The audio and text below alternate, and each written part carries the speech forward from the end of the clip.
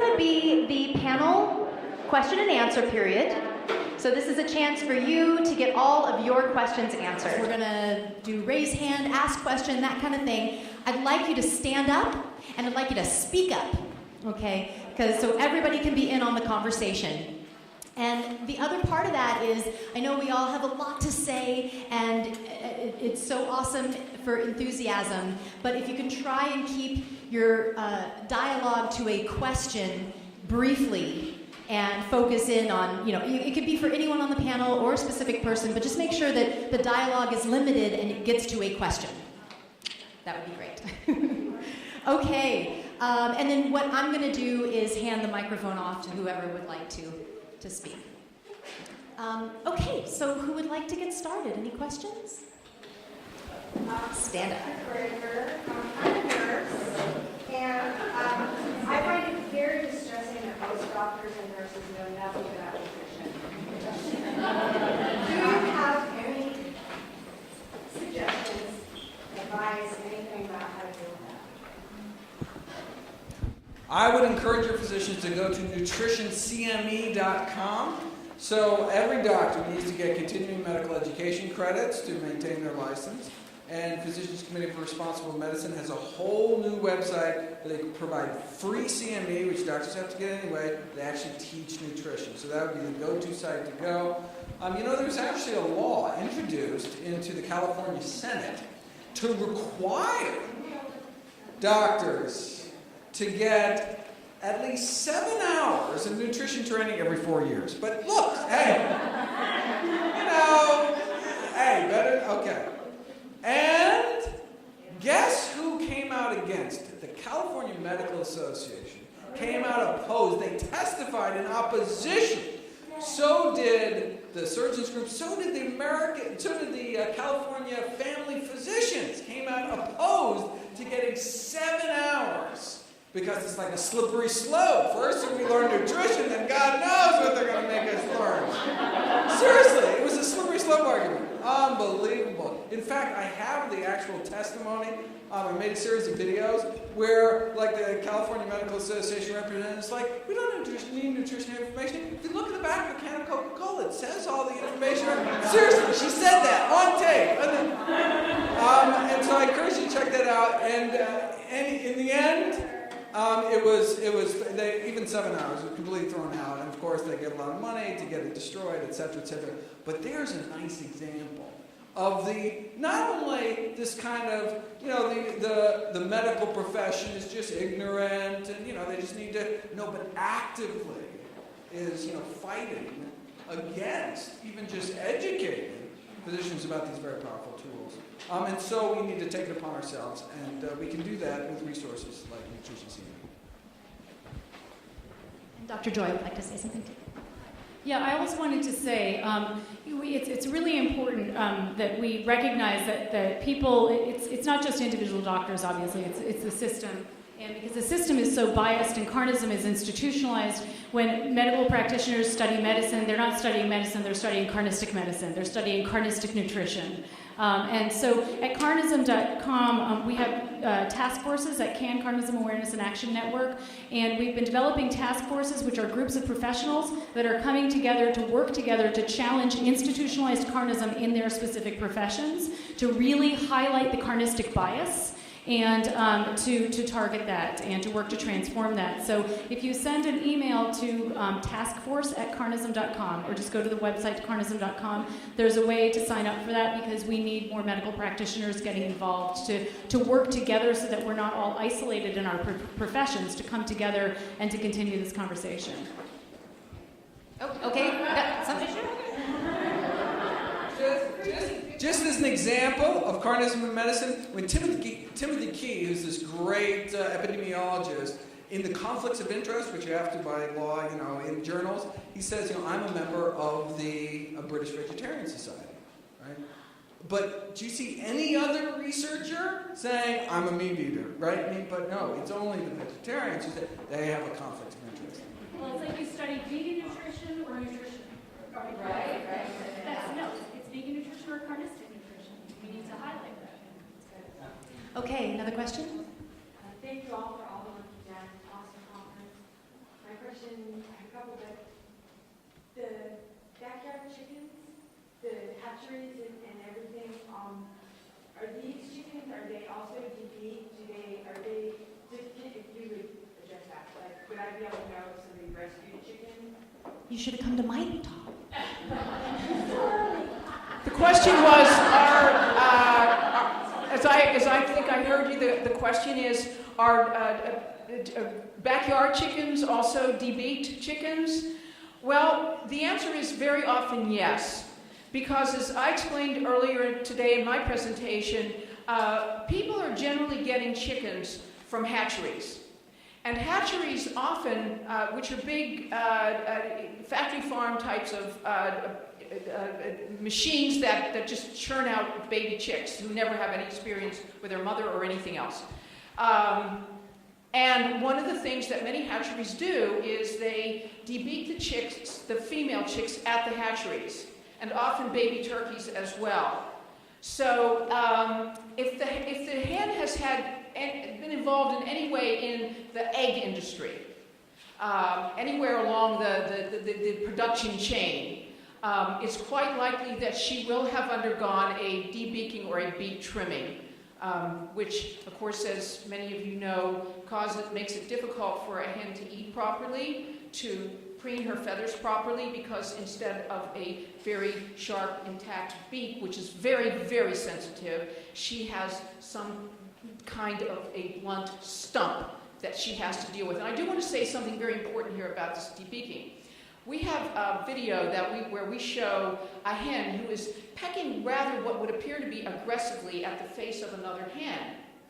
And the egg industry or the poultry industry would love for you to think that this just shows that these chickens are cannibalistic and this is just an act of aggression.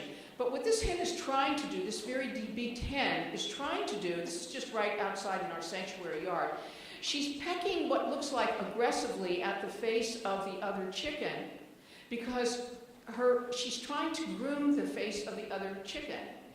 But because she has a beak that will not pick out fine particles of debris, she's trying to get at it.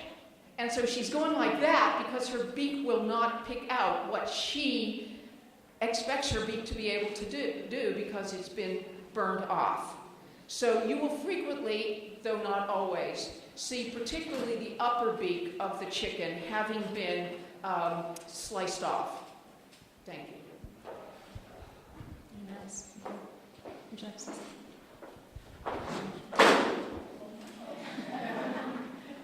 Actually, this is a good opportunity for me just to plug, when you talk about backyard chickens, is those of us that rescue hens used in the egg-laying industry in great numbers, we go through really extensive screening. We need to find homes for these birds.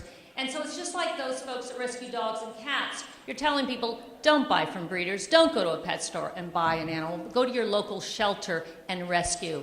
And it's the same thing with hens. We have wonderful hens that are available for adoption year-round. And if you're not near Animal Place, you're near Marin Humane Society or Sonoma Humane Society or Sacramento, that also have our rescued birds.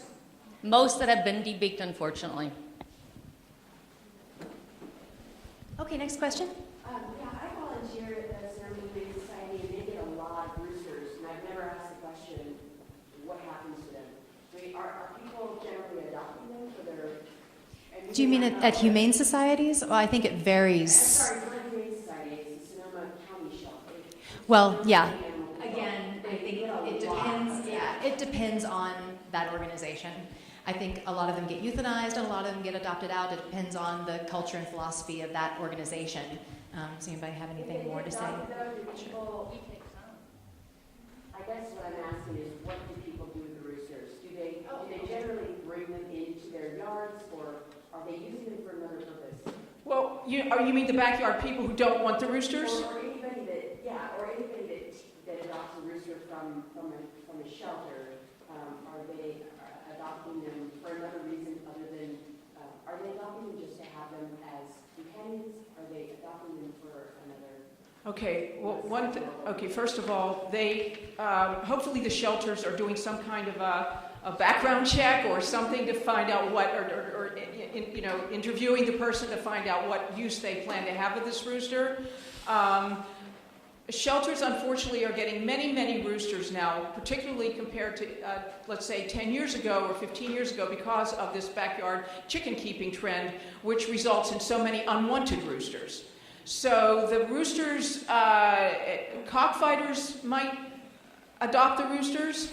Like they have a poultry swap up at a feed store up the road from where we live twice a year.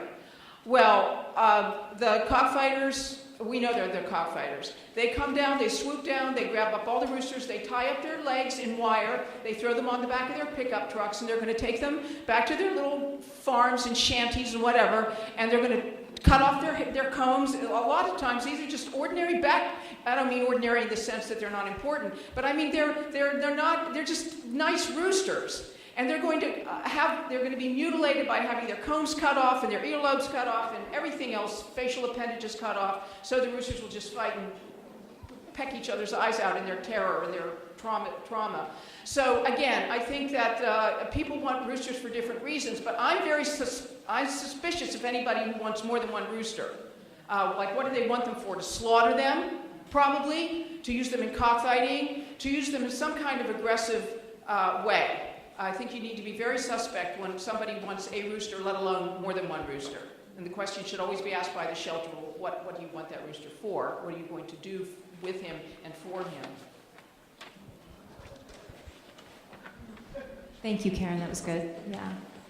Another question over here? Yeah, this is for Dr. Greger. A lot of the times you refer to diabetes, and you're referring to type 2 diabetes. And I'm wondering if you have any programs or information about eating a plant-based diet and type 1 diabetes. That's what my interest is. Yeah, so I'm talking about type 2 diabetes.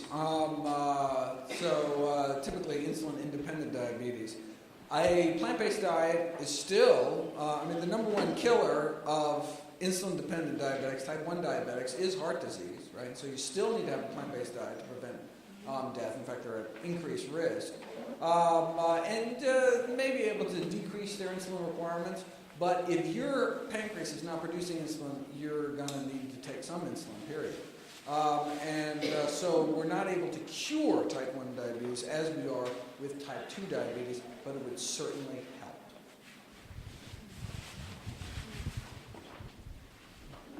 It's another diet question.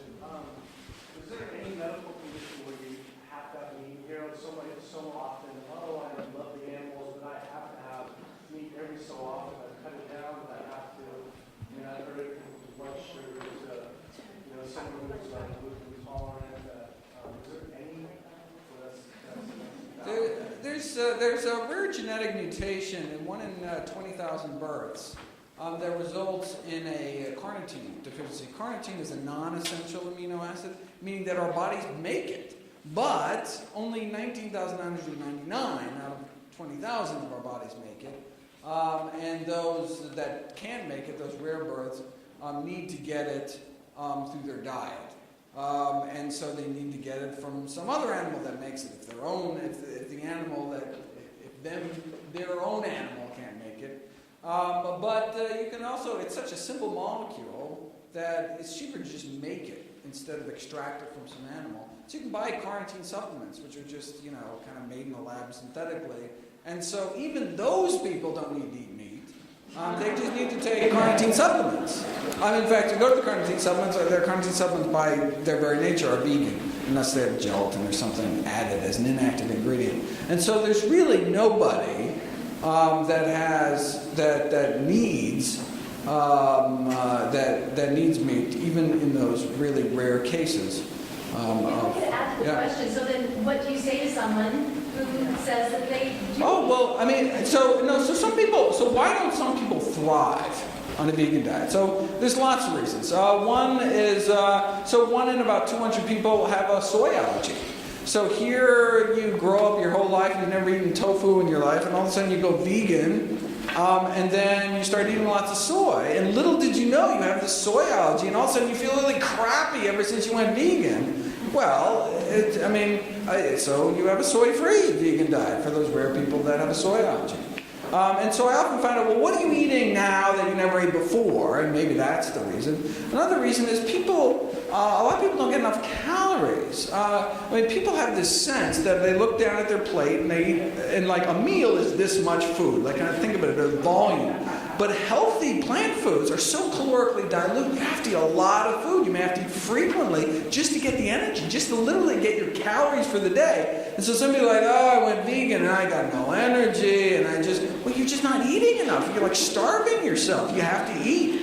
And so I give people trail mix, concentrated sources of calories like dried fruit and nuts and smoothies and things like that to really tell them to eat more frequently.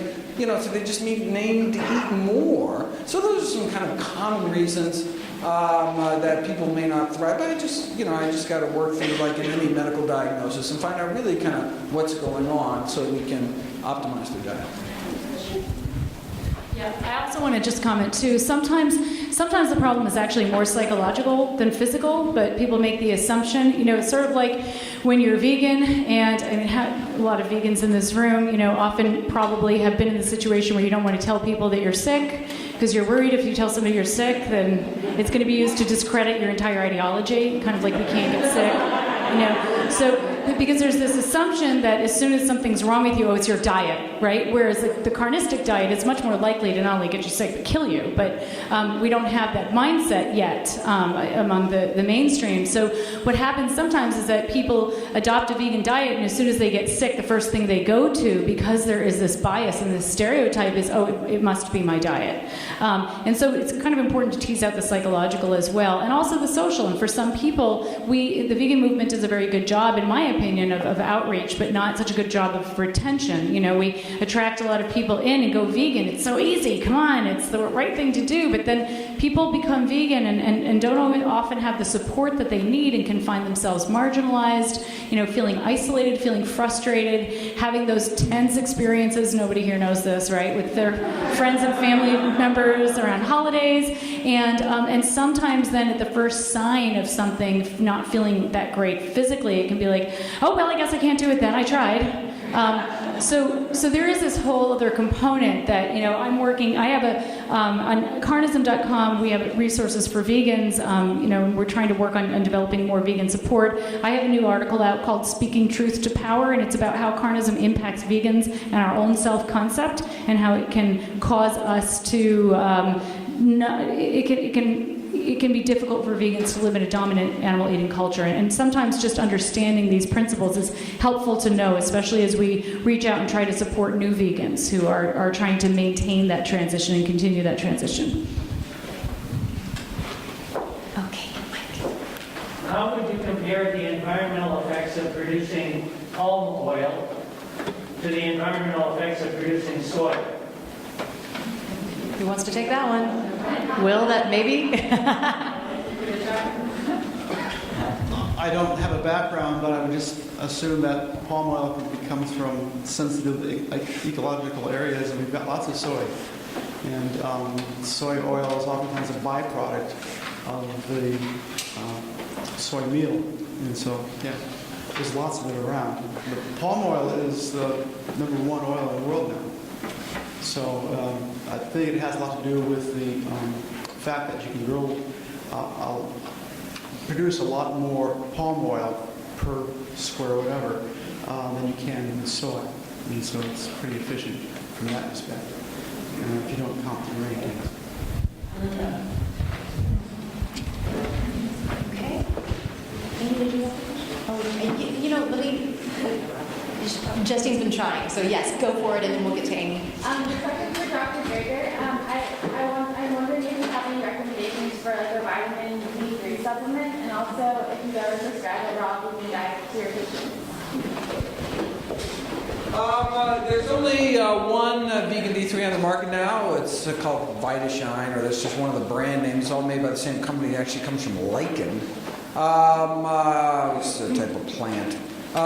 So I recommend everyone get 2,000 international units of vitamin D a day, particularly if you live in San Francisco and so on. And no matter where you live, so we rarely get kind of noonday sun, and so we're just, we basically evolved running around naked in equatorial Africa. And we were just baked, and that's what our biology really evolved to, and we're just not meant to live at this latitude. And so there's really kind of an epidemic of vitamin D deficiency no matter what you eat, and so we really need to either take frequent Caribbean vacations or get vitamin D. So yeah, I recommend 2,000 micrograms vitamin D every day, and you can get D3 maybe better than D2. I have a couple videos about that, but there's vegan versions of both. And what about raw vegan diets? I don't think there's an advantage of raw vegan diets over whole food vegan diets. The problem with a lot of vegan diets is that there's like a vegan cinnamon bun store right around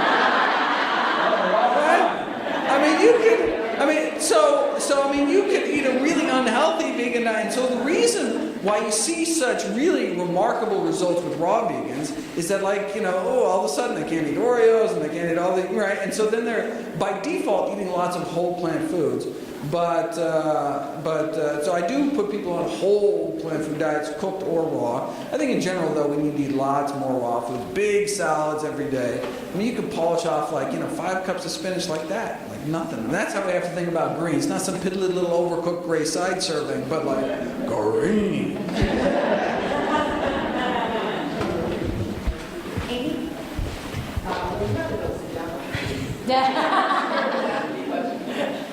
First of all, you say no one really has to be deep. What about that whole new blood type? Blood type.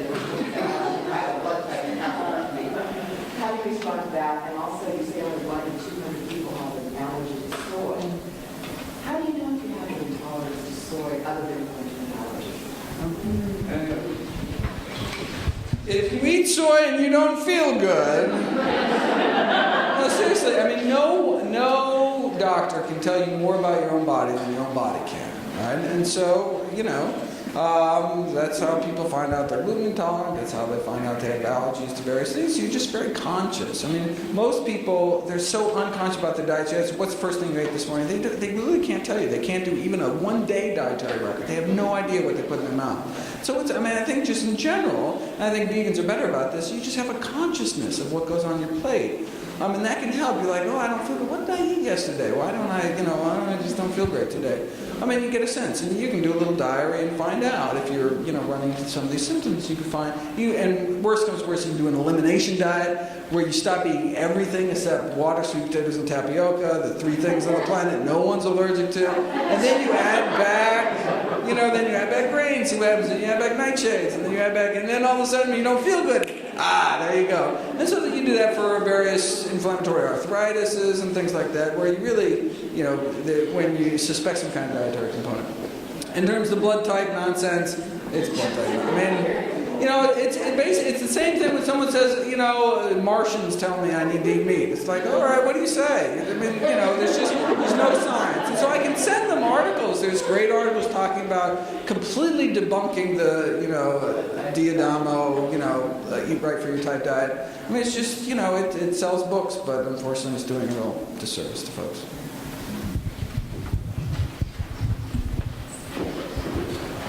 Hi, this is a question for anyone who up there. I am very passionate about this movement, but sometimes people confuse my passion for being a little bit overly strident or proselytizing or something like that. And so, I just would love some tips as to how to talk to my friends and family about this without coming across as being, all these sort of crazy emotional vegans that they hear about. People get very defensive, any tips? Okay, and I'll give it to anybody else who wants to talk to it. Okay, so it's a great question, and I actually have 2 other presentations that are designed specifically for vegans about how to communicate about these issues. It's very difficult because carnistic defenses are internalized; they're built in, so automatically there's often these antibodies that get triggered as soon as you say you're vegan. It's like, the hands go up. And so, there are some principles, again, at carnism.com, under vegan support, I have a list of principles and practices for effective vegan advocacy. We're going to be posting, I have a presentation that's on effective vegan advocacy, how to talk about these issues. That's available online. It's not on the website yet, but if you Google it, it'll come right up. But just a few tips for now. One thing that I think is really important is to recognize that when we ask somebody, well, first of all, it's not our job to change people and to make people go vegan. And very often, one of the ways that carnism maintains itself is through, in my new article, Speaking Truth to Power, I talk about this offensive carnism versus defensive carnism. Offensive carnism is designed to repress and silence vegans and the vegan message. And one of the ways that happens is by instilling in us this belief that somehow it's our responsibility to turn everybody around us vegan. We feel responsible for, if we miss an opportunity, we don't communicate correctly and that person doesn't go vegan, somehow we've failed. The movement, the success and the failure of the movement is on our individual shoulders. I see a lot of people nodding. Yeah, that's a lot of pressure and it's really unrealistic. People don't change until they're ready to change, and change has to come from within. But when we feel that kind of pressure, then we bring that with us in our advocacy and in our communications. And we're constantly feeling like we have to be on, we have to be the perfect vegan, we have to be experts on everything. We're not allowed to talk about the current problem that's carnism unless we have all the solutions to it. And it's just not fair. Colleen Patrick Goudreau, who many of you may know, she says our goal is to plant seeds. All we can do is plant seeds. The best we can do every single day is to just live our truth. Live our truth and communicate. In all of my advocacy, all of the advocacy I do through my own story. You saw this presentation here. This is a presentation I give to large meeting audiences around the world. The whole presentation is communicating through my story. Whether I'm sitting next to somebody on a train or talking to a room of, hundreds of people. If I want to talk about veganism, generally, the question comes up, why are you vegan? Or any issue that comes up, I say, let me tell you about why I made this choice. Because nobody can make your story wrong. Nobody can make you wrong. And it limits defenses. It's also incredibly helpful to know that when we ask people to stop eating animals, we are not simply asking for a change of behavior. We're asking for a shift of consciousness. And that shift of consciousness, if it were really just about asking for a change of behavior, the world would be vegan. You can't tell the difference between a Boca burger and a burger at this point. The only reason somebody would choose to eat a cholesterol-ridden, fat-ridden piece of the dead animal's body over, a much healthier plant-based product is because of what that meat represents, not what it is. People don't have that shift of consciousness until they're ready, until they feel safe enough to do so. It helps us to take the pressure off. If we don't expect the facts to sell the ideology, then we won't be so frustrated when people can hear about what's going on in the world, and then be at the McDonald's drive-thru the next day. We won't be thinking, my God, what kind of psychopath am I dealing with here? Which is often what happens. We often expect, for many people who become at least very vocal and active, those are the very small percentage of the population who, for whatever reason, made the connection and that was it, they were done. And assume that everybody else should be done as soon as they find out the truth with a capital T. As many of you in this room probably know, that's just not what happens. People can hear the truth and not respond in the same way. So if we give ourselves permission to recognize that good people participate in harmful behaviors and it doesn't make them bad people, give ourselves permission to really love the very people that are contributing to some of the worst things that are happening in the world today, it diffuses the tension and it makes it a lot easier to relate to people and to communicate about the issue. So just getting back to your original question, how do you talk about this? I wait until people raise the issue with me. I don't raise it with them. Or sometimes I might slip it in if I feel like talking about it, I had this great, vegan chicken dish today or whatever it was I felt like talking about. And then people will ask, why did you eat that? And then I can open it up, but then I make it about me. And I'm not invested in the outcome at all. I am sharing the truth of my experience with compassion, and I'm hoping that you're open to this, and that's the best that I can do. And it takes a lot of the burden off, and it increases the chances that our message will be heard as we intend it to be heard. Yeah, fully agree.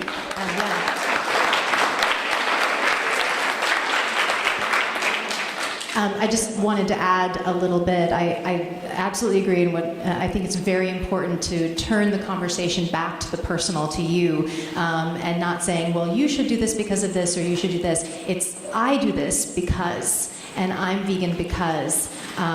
So that's, definitely a really good thing. I think also to, and this is more, well, there's all different situations, but if someone is really defensive about it and really kind of you can tell they've got that, I don't even talk to them about it, because they're not ready. They're just not. And maybe they'll be tomorrow in a different space, but I just try to just change the subject and to say something like, I'm vegan because I really want a compassionate world, or whatever, just kind of let it go. But maybe at a different time, they might be more open to it. If it's a coworker, maybe there's a different way to bring it in. You bring in some vegan donuts, and you talk about the vegan donuts or something, whatever. There may be other ways to get to that person. And then the final thing I'll say about it is, there's some great resources out there as to how to make our activism just the best it can be. And one is called a book called Change of Heart by Nick Cooney. Yes. Excellent book, and he has done a great deal of research on what, psychological research and scientific studies on what makes people change. What actually gets them to change. One thing I can think of from the book is talking about individual animals in this case. Instead of throwing out a bunch of statistics, and I mean, I've got a lot of statistics in my book, but someone's invested in reading a lot of information. If you're just having a quick conversation, maybe talking about an individual animal that you met at an animal sanctuary, and their story. But people relate to individuals more than hearing, well, there's 50 billion animals killed for food or whatever it is. Anyway, so going off in a different. Oh, okay. First of all, I want to tell you that if you go to our website, on the left-hand side, there is a list of topics, and one of them is effective activism. So I urge you to just go to our website. Our website address is on all of our literature at our table, where I want you to take everything away and read it and distribute it as needed. But just to know that right on the left-hand side, one of the topics is effective activism, because this is an issue that our organization has been addressing for 30 years. But I do agree with Hope and with Melanie on the importance of, when somebody asks you a question, to form your response in the form of a story. This is why I decided to go vegan. Because first of all, that allows you to tell about the animals who influenced you, what you learned about them. Well, this is what I learned. I was a meat eater. I grew up in a meat-eating family, which in my case is totally true. A very aggressively meat-eating family. And yet, but here's what happened to me. And you just tell your story to them. Everybody loves a story. They want to know, why are you the way you are? Why did you decide to devote your life to chickens? Why? People want an answer to that question. And then another thing is, have a really good piece of informational literature with you, always. I always carry our chickens brochures, or our Life Can Be Beautiful, Go Vegan. And that way, if people say, well, I just don't know, but I say, well, you might be interested, just here's something to read. When you have time, sit down and just read it and see what you think. And that way, you're giving them something. You're not challenging them to right away have to do anything, right? You've told them your story. Your story has encompassed the stories of, let's say, one individual animal who just really just moved you and just woke up your spirit and your soul to a reality that you had never even thought of before. So you're bringing that animal's life into their consciousness along with your experience, and then you give them something worthwhile to read and just take it away with them and let them then go from there. Let me just very briefly just elaborate on two things that Hope said. One is, it is a very emotional issue for all of us, and I have to say, over the years, sometimes I chose not to say something because I thought what would come out of my mouth would be toxic. And the best way I could serve the animals in that situation is just not to reply. The other way that I think is very helpful, and I think it works with almost all the different groups, is you just cook for them. I used to work for a shelter that there was not one vegetarian in that group. Tim and I were talking about this with our Buddhist Sangha. No vegetarians there. Cook for them. I don't care if it's, the baked goods that don't have any dairy or eggs in them, or if it's whatever it is. Just cook for the family, cook for your friends, cook for the groups that you belong to. And once they taste how delicious the food is, it softens it. The other is, for gosh sakes, take them up to Animal Place. If any of you guys are near us, we get so many omnivores that bring their friends and family to the sanctuary. And it's hard-pressed when you come nose to snout with one of those little pigs than to go buy hot dogs, the following day on your way home. So bring them to the sanctuary so they can kind of get on one-on-one and really see them as individuals that we know they are. Sorry, it's going to be really quick. I just can't help myself. Two points I want to make very quickly. It's also really important. We often learn, because vegans are like any minority group. Vegans are an ideological minority group, and any group that's not part of the majority has to be bilingual. Speak both languages. And unfortunately, the burden of communication is on us, and we have to work extra hard to be able to communicate. And so it's really important to give ourselves permission. There are times when it's not appropriate to communicate, where it's just too exhausting to communicate, but also to recognize when the questions being directed at you are hostile. And are not just out of curiosity. And I think one way to do this is by learning the principles of nonviolent communication. Again, on my website, under Vegan Support, I have a link to a book that talks about nonviolent communication. If you learn the principles of nonviolent communication, those are principles of how to recognize the nuances of communication so that you know if what is being directed at you is being directed at you in a way that is fundamentally respectful or not. It's never okay to be on the receiving end of disrespect. Because of, carnistic bias, there's a lot of carnistic prejudice that gets directed at us, and we often don't recognize it and apologize for inconveniencing people, for instance, when, we're like keeping the butter out of the mashed potatoes isn't that big of a deal, but it can seem that way. And just sort of apologizing for our own veganism. And I think it's really important to feel empowered and to be proud of who we are and to be proud of what we stand for. What vegans stand for is something to feel very, very good about. And so if we can recognize when we're being harassed or when we're being discriminated against or when we're being put down, we're in a much better position to respond to that in a way that doesn't increase the toxicity of that dialogue. I think that's all I wanted to say. It's not all. I can talk Okay, let's take another question. You already asked a question. Let's go with someone else back there. There you go. Yeah. I have a question for Pam. You said you run an animal care use facility you support, and I was wondering if you think, I know veganism, vegetarianism is becoming really common and people know a lot about it, but the idea of this whole other industry of slaughtering animals in the research field, do you think that there's any progress being made in that? People looking for alternatives? It seems like it's still kind of prevalent. No.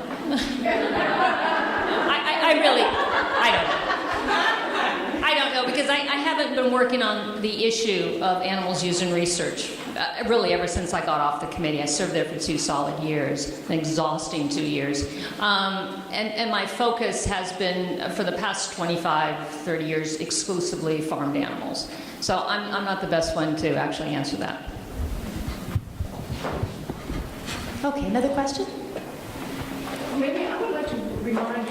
Okay, it's not really it's topic of the conference, but Everybody should be aware that many, many, many millions of animals are being tortured every single day. Chickens, cows, goats, turkeys, ducks, in agricultural research. And I tell people, for example, that if they're against vivisection, they have to be vegetarian vegan, because if you are not vegan, if you are eating animals, you are supporting animal research. I don't think people are really aware of the extent to which herds and flocks of animals are being put through every kind of hellish research imaginable, just in agricultural or agribusiness farm animal research in universities, all of the major pharmaceutical industries, Merck, Upjohn, you name them. They all have what they call their animal health divisions. And they are doing everything to animals. They are pumping them with all kinds of pharmaceuticals. They have starvation diets. They do every horrible thing to them. So just to make you aware that when we talk about animals in research, it is not only biomedical research and basic research and pharmaceutical or toxicological research in which chickens are used in all of this. And all farmed animals are used in all these other types of research too. But just to make you aware that an intrinsic element of the animal food industry is the animal research industry. Animal research, agricultural animal research is huge. And so if you're against vivisection, you have to be vegan. Thank you. Awesome answer. Thank you, Karen. It's good to be reminded of that, absolutely. Kim had a question for the panel. I do. I asked Hope if I could ask a question. So it's actually for Will. Your talk resonated the strongest with me because it was information, some of it that I knew, a lot that I didn't know. It's so comprehensive. It's a little, not sure what step. I guess my question for you is, do you have any suggestion of how environmental animal groups can work more cooperatively to address these huge global issues? Not yet.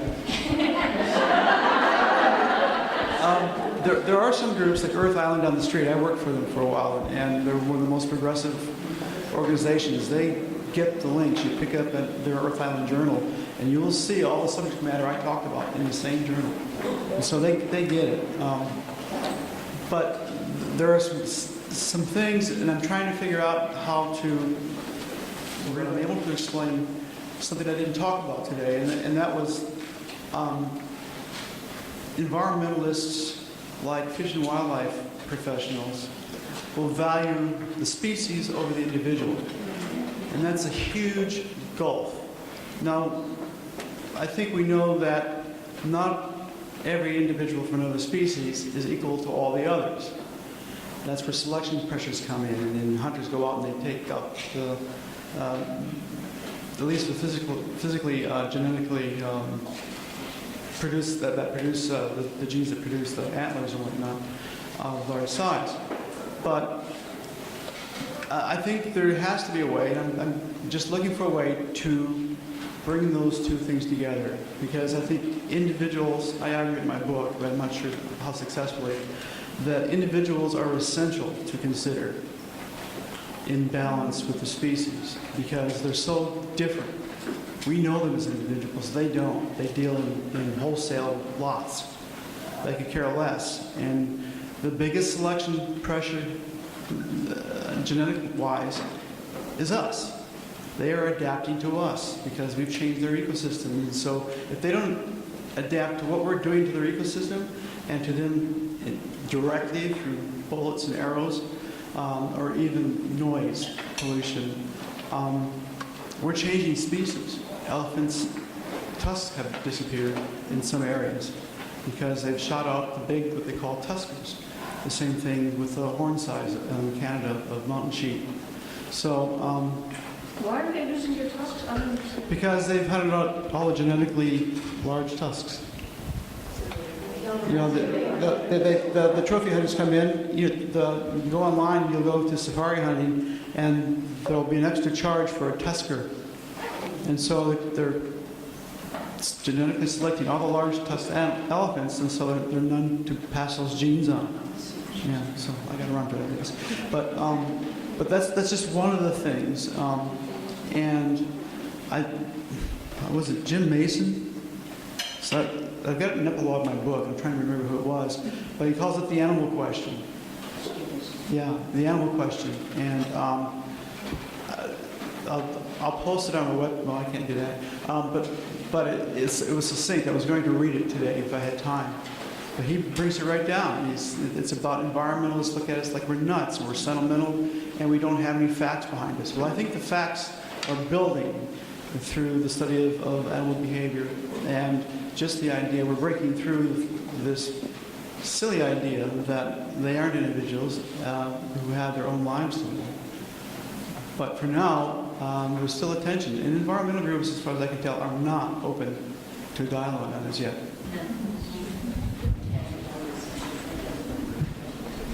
Okay, we have 5 minutes, so maybe we'll take 1 or 2 more questions. Yes? I was just wondering, because I've tried to be vegetarian a couple of times, but I'm allergic to soy and almost all grains. And so my question is, for the group or the panel, can you be a healthy vegan without doing soy or grain? Sure. There's a great book co-written by Dina Aronoff, who writes about these, it's kind of an allergy cookbook and guide for those that have even further restrictions.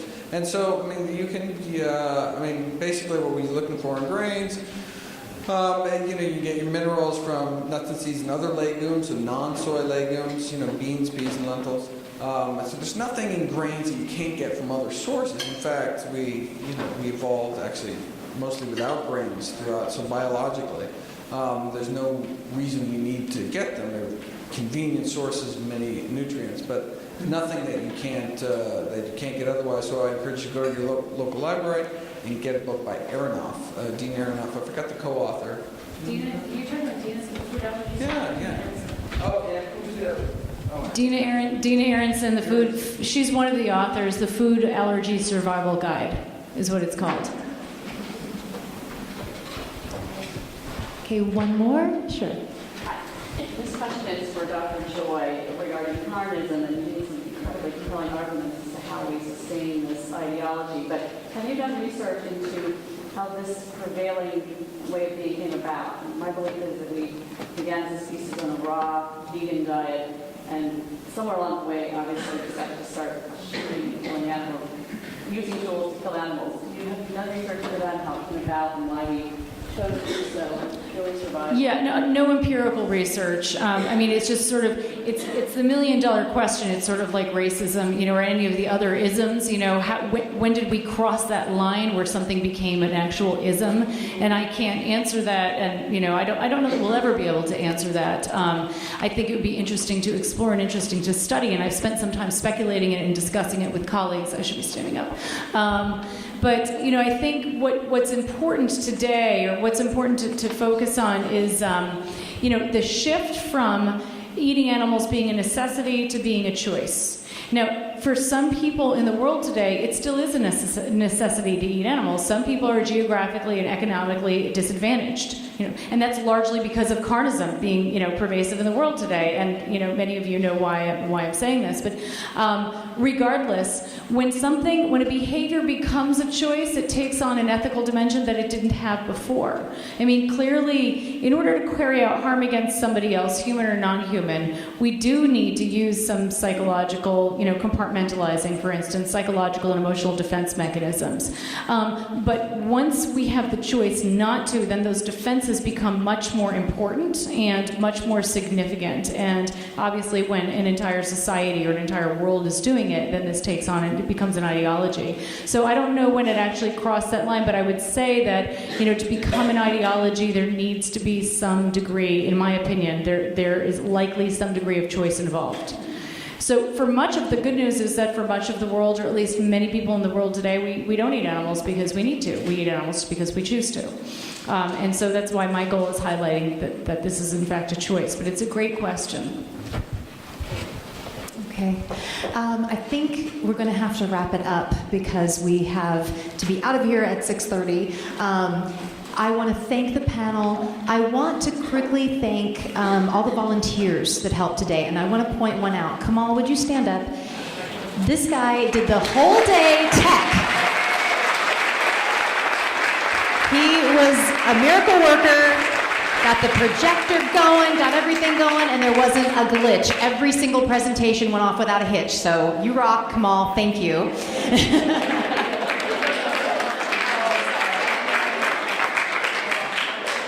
Okay, and last thing, if anyone can stay and help, we need to stack all these chairs right there in that spot. So if you can help with that, that would be great. Thank you for the day. Karen, do you have anything you'd like to add? And first, let me just let's give a warm welcome and a round of applause to the committee. Sorry, not a welcome, a goodbye.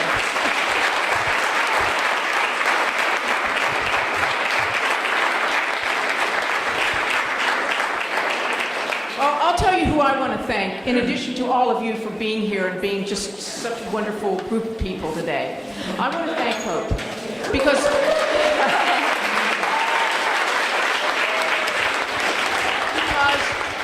Hope has been our Conscious Eating Conference coordinator. We worked together very successful last year for our first annual Conscious Eating Conference, and we liked working together so well, we decided to do it again this year. And Hope has just done an amazing job of pulling so many things together here to make this conference a success and a great experience for us. So I really want to say that Hope has just been great to work with this year. She has just taken on all these tasks and just pulled them off perfectly. And you never know that she even did any work because everything went so seamlessly, but she's just been great. So, buy her book. All right, let's round of applause for all the speakers, the entire panel. Thank you, everyone. Been a great conference. Thank you.